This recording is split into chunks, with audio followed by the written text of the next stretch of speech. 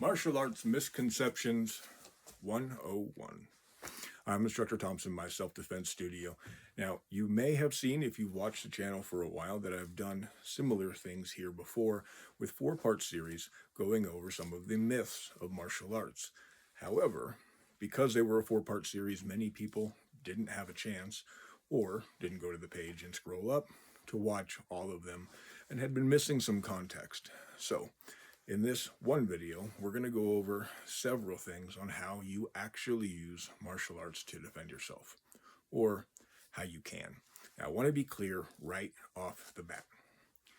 Martial arts is capability. That is all. What you could be capable of doing. It's not necessarily what you need. What you need is violence of action. What that means is, if you're attacked, you just need to be able to stop the threat, and God forbid that you actually have to do it that way. You need to be able to do it violently, quickly, hard, and fast. Now, you absolutely could just grab onto their head and start striking repeatedly until the threat is stopped. That is one option. That's the thing about training martial arts. We're not talking about any one technique that will work 100%. There is no technique that will work 100% of the time against 100% of people. It doesn't exist.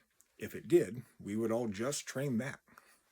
What we do is we build up your library of motion. Your library of motion is just your capability and how many different things you can do. Now, different disciplines have this done different ways. In American Kempo, we do it with techniques. Think combinations. They're very similar to combinations. Many of these combinations get to be where they're kind of long. And that, I believe, is why a lot of people get to the point where they watch something and they go, that will never work. And you're right, it will never work like that. The way we do it is how you're going to train it. It is not how you would do it if you had to defend yourself. Now, you might think, then why would we train it that way? And it's an excellent question. We train it that way to be able to install it into your muscle memory so that you have an immediate reaction. Think you go to the doctor and they have the little rubber mallet and they tap your knee and your leg just kicks out, right? That's a reaction, a knee-jerk reaction. We then work on cultivating a response. Now, I'm going to go into what these two things are and why they're different, but with your reaction, one of the main benefits of training in self-defense in any martial art is that you don't think, you just move. We install it into your muscle memory so that your body just has an immediate reaction, provided that you know you're in a fight and a strike is coming in. Of course, anybody could be cold-cocked at any time, jumped from behind, and that kind of a thing. You do have to be aware, hear, see, otherwise know with a sixth sense that an attack is coming in to be able to defend it, obviously. I don't have any delusions of grandeur about what I teach, and I don't have any delusions of grandeur about anything in the martial arts. We are talking about possibilities. We know that your reaction and your capability from your training is that what we're installing here for our muscle memory. But you're not pulling off anything you haven't trained before. Not with any degree of or semblance of certainty. We're talking about likelihoods. If you train, you have a higher likelihood of being capable of it. It is not a guarantee. It is not something that is set in stone where you know you'll be able to use it. And that's why we train many techniques, many combinations, and many things. So we have a possibility to be able to use any one of those to cultivate our response. So we have our reaction, we have our response. Our response is cognizant. The response could be just as simple as somebody comes in and attacks us. We step back and we block as our reaction. And now that we know we have to defend ourselves, we push off, we start our cover outs, and we try to exit immediately. That's a great reaction to response ratio, especially because what I'm primarily looking for is a strategic exit, how to get out without getting hurt. But my response could also be that I go into one of those techniques and I block, and then I start in on some of these things that I've learned. We're not going to be able to pull off some big long combination or big long technique because they're moving and we're moving, and a fight is fluid. How we train it is with something called grafting.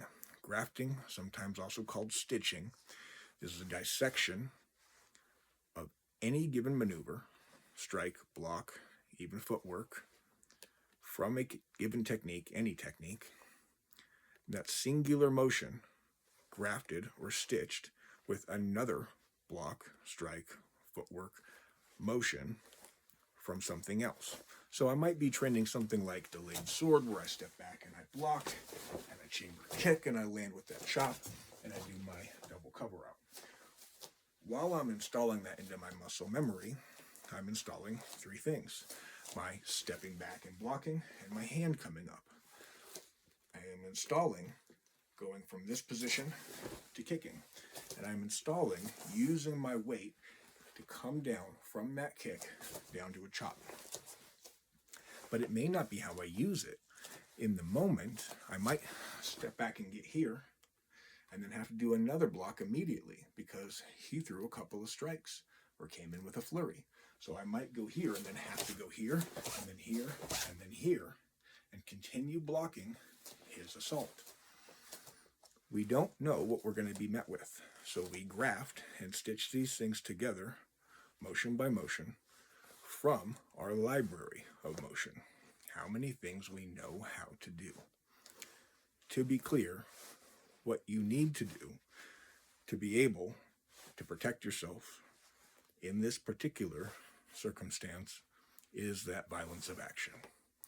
You don't need any training for violence of action. You don't. It's not about that. It's about how much do you want?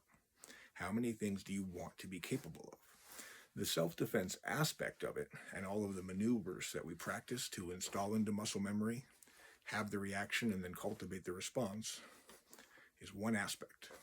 Another aspect of it is the flexibility. It'd be very difficult to be able to kick somebody above the waist if I'm not practicing my stretching. If I'm not somebody who's very flexible, that's going to be really hard.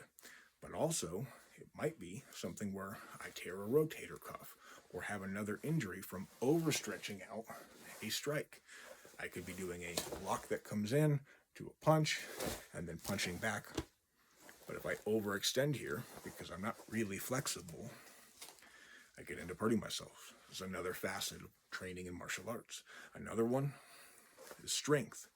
You may wonder why so many disciplines have you go into this horse stance, bend your knees, have your heels go out and your toes go in, and then train from a horse stance, double elbow strike, your punches.